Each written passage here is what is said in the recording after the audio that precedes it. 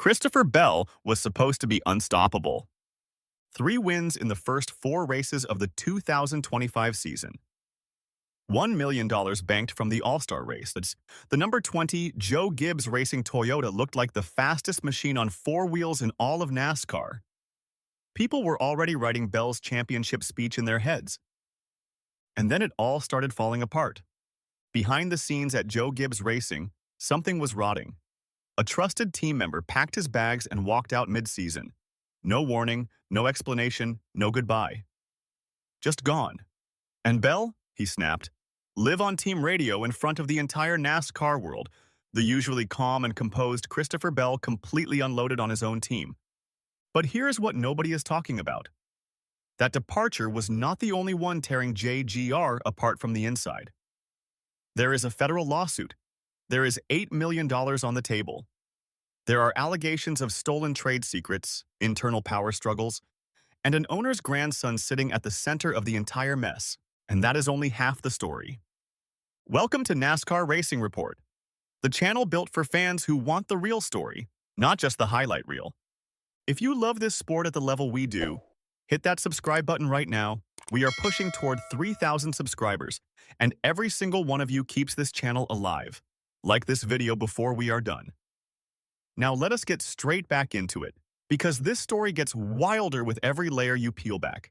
Let's set the stage properly, because context is everything here. Christopher Bell opened the 2025 NASCAR Cup Series season on an absolute tear. He won at Atlanta. He won at Coda. He won at Phoenix. And that Phoenix race was a masterclass. Bell led 105 laps, controlled the field, and then survived a 2-lap shootout after a late caution, holding off Denny Hamlin and Kyle Larson to close out his 3rd win in 4 races. 3 wins in 4 races. The championship conversation had already started. Then in May, Bell added a $1 million All-Star race win at North Wilkesboro. 4 victories before the summer even got started. The car was fast. The team was clicking. Everything pointed toward one thing. This was finally going to be Christopher Bell's year. And then the wins completely stopped. Not for 1 race, not for 5. For 24 consecutive points-paying races, the number 20 Toyota could not get back to victory lane. Other teams were closing the gap. His own JGR teammates were passing him in the win column. Denny Hamlin racked up a series best 5 wins. Chase Briscoe caught fire. And Bell was sitting there, week after week, with arguably one of the fastest cars on the racetrack, finishing 7th, 8th, 9th, watching the results refuse to match the raw speed underneath him. Now, stop right there, because this next detail is the one that changes everything. Fast forward to September. Worldwide Technology Raceway at Gateway. The playoffs are in full swing.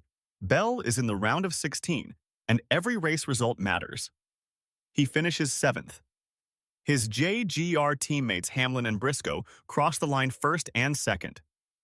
A 1-2 finish for the organization. And Bell? 7th.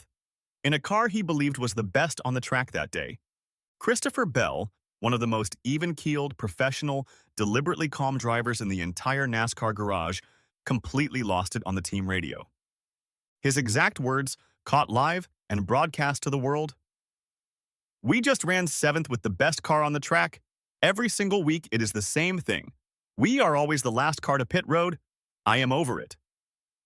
That is the cleaned-up version.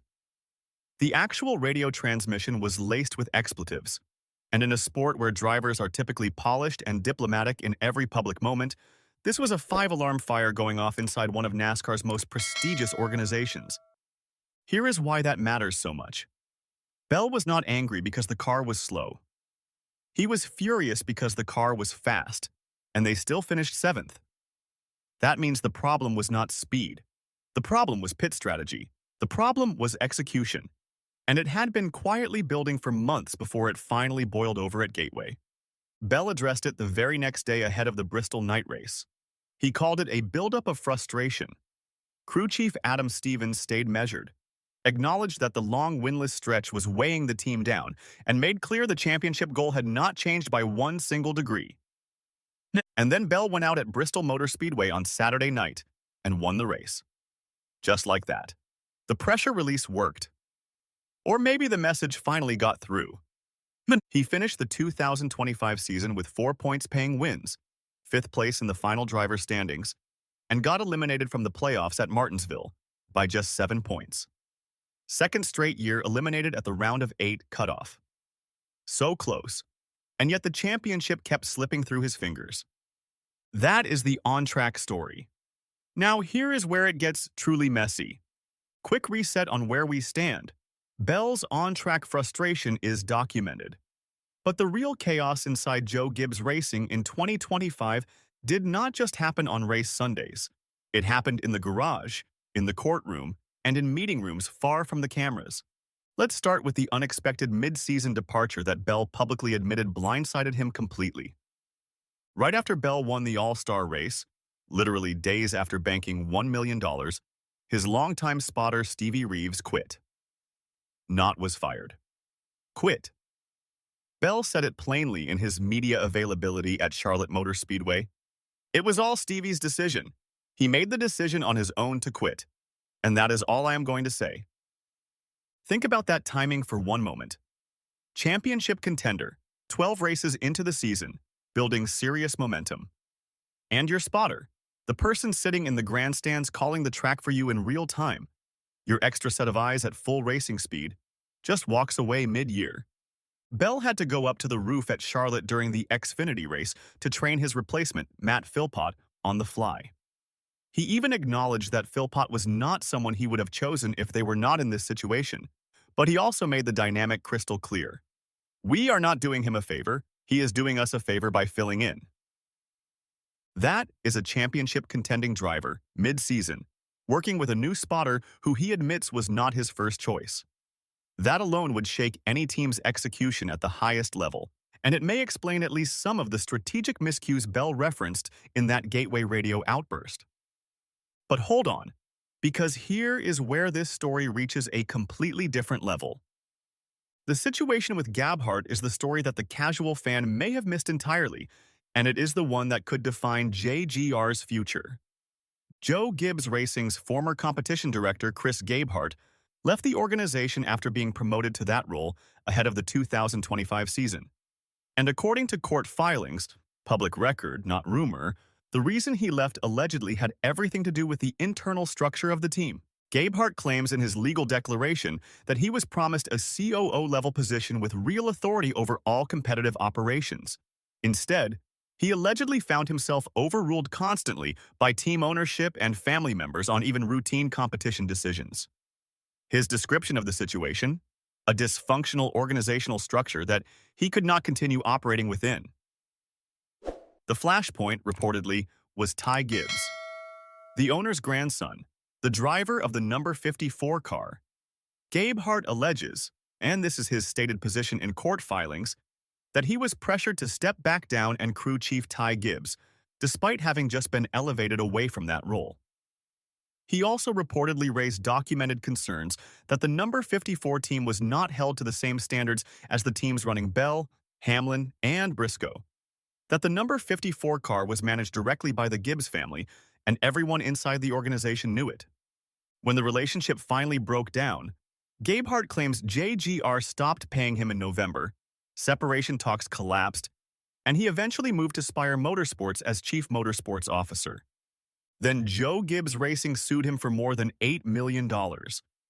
JGR's lawsuit alleges that Gabhart carried out a deliberate scheme to steal the organization's most sensitive proprietary information: race setup data, tire analytics, pit crew performance metrics, payroll and contract figures, sponsor revenue data, and allegedly intended to bring that information to a rival organization. JGR's own forensic audit reportedly found Google searches related to Spire Motorsports, folders labeled with that name, and dozens of images of internal JGR files stored on Gabhart's personal drive. Gabhart is pushing back hard. He does not deny taking some photographs of files or creating a research folder on Spire, but he says that was simply him evaluating whether to join the team, which any professional in any industry would do. His critical claim is that he paid for an independent forensic audit, and that audit found, in his own words, No evidence I transmitted, distributed, used, or otherwise shared any JGR confidential information. No text messages, no email attachments, no dissemination whatsoever. His characterization of the lawsuit itself. This is not about protecting trade secrets. It is about punishing a former employee for daring to leave. To be completely clear, nothing has been proven in court. These are active allegations from both sides in an ongoing federal legal dispute. No official finding of wrongdoing has been made against anyone. This is not confirmed cheating. This is a high-stakes legal battle with serious accusations flying in both directions. But the allegations themselves are explosive. And they are happening inside the exact same organization where Christopher Bell is trying to win his first NASCAR Cup Series championship. When Bell was asked directly about the lawsuit ahead of the Atlanta race, he gave a four-word answer. "That's way above my head." 4 words, that is all. He chose them carefully, and honestly, that level of restraint tells you more about the internal pressure at JGR than any prepared press conference statement ever could. Here is why every single piece of this connects to something much bigger than one race or one controversy. Christopher Bell has made the championship 4 twice, in 2022 and 2023. He has missed it by 1 spot in back-to-back seasons since then.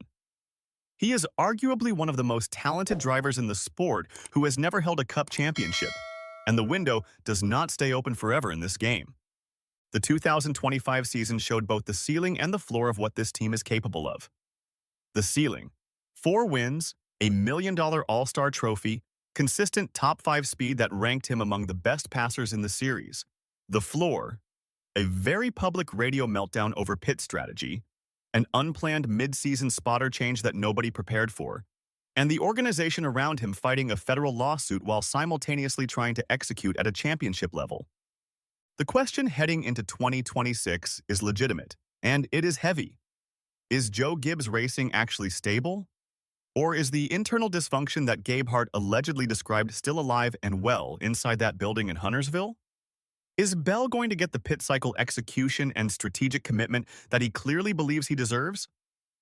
Or will the Ty Gibbs situation, reportedly receiving direct attention from team ownership, continue pulling focus and resources away from the cars that are actually winning races? If JGR is clean internally, if the lawsuit gets resolved, if Bell and his new spotter continue to build chemistry, and if crew chief Adam Stevens tightens the execution that Bell was publicly demanding, this team has genuine championship DNA. Bell's average finish has improved every single season of his Cup career. The raw speed is not in question, but if the tension inside JGR is still simmering heading into the new year, if more key people decide to walk out, if more legal drama spills from the courtroom into the garage culture, then Christopher Bell might go down as the best driver of his generation to race for a powerhouse organization that could never fully get out of its own way. That is the storyline of 2026 before a single green flag has dropped. I want to hear from you directly on 2 things. First, was Christopher Bell justified in snapping on that team radio at Gateway? When a driver of his caliber finishes 7th in the best car on the track because of pit strategy decisions, is that kind of frustration valid? Or does going public on the radio cross a line that should not be crossed? Second, the bigger question: do you believe Joe Gibbs Racing's internal problems? The Gabe Hart lawsuit, the Ty Gibbs situation, the mid-season spotter departure are genuinely hurting Bell's championship chances more than anyone is willing to admit? Or does Bell rise above all of it and finally break through in 2026? Drop your answer in the comments right now. I read every single one, and this debate is worth having. If you watched this entire video, you already know you are not a casual fan. You are the kind of person who wants to understand this sport at a deeper level. The strategy, the politics, the drama behind the pit wall, the stories that do not make the broadcast highlights. That is exactly who this channel was built for. Hit the subscribe button if you have not already. We are working toward 3,000 subscribers, and every single one of you is part of building something real here. Like this video, it costs you nothing, and it helps more genuine NASCAR fans find this content. Turn on the notification bell so you never miss a race recap or a breaking story straight from the garage. This is NASCAR Racing Report. We cover this sport the way it actually deserves to be covered, completely, honestly, and without ever cutting corners. Until next time, keep watching every single lap. We will see you in the next one.